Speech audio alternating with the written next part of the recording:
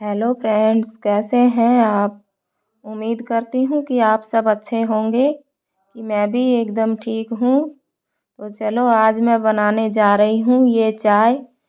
जब हमें सर्दी खांसी होती है, जुखाम होती है बहुत ज़्यादा, तो जुखाम ठीक होने के बाद मलगम रहता है अंदर, खांसी इतनी आती है, इससे हमें बहुत ज़्यादा परेशानी होती है। तो उसके लिए मैं ये चाय बना रही हूँ। ये बहुत जल्दी मलगम को साफ़ कर देती है।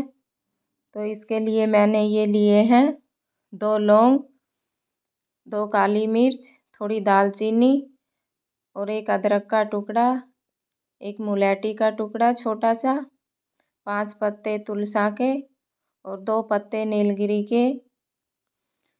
ये अच्छी से कूट लेने हैं एकदम बारीक। और फिर 1 गिलास पानी लेना है एक छोटे पतीले में। ये देखिए मैंने 1 गिलास पानी लिया है।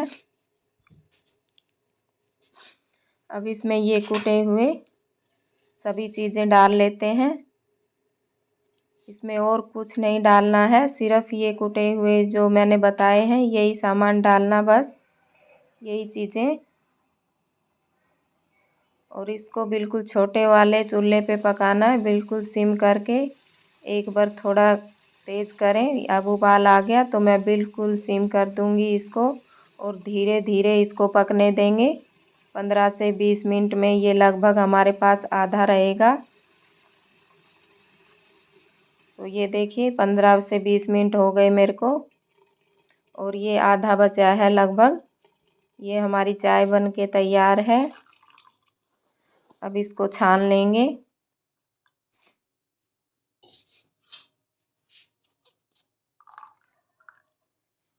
ये देखो लगभग आधा बचा है हमारे पास।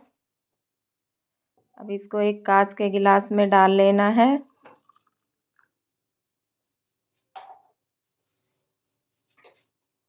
और 1 चम्मच मिलाना है डाबर हनी। ये शहद भी जुखाम खांसी के लिए बहुत फ़ायदेमंद है। बस इसको मिला के थोड़ा गरम गरम पिएं। सोते टाइम पी के सोएं तो ज़्यादा फ़ायदा मिलेगा इससे। ये हमारी चाय तैयार है। और इधर मैंने लिए हैं ये नीलगिरी के कुछ पत्ते। इसको मैं भाप के लिए तैयार करूँगी, साथ में भाप भी लेंगे तो ज़्यादा फ़ायदा मिलेगा। ये 1 लीटर पानी लिया है मैंने और इसमें मैं सभी पत्तों को तोड़ के डाल लेती हूँ।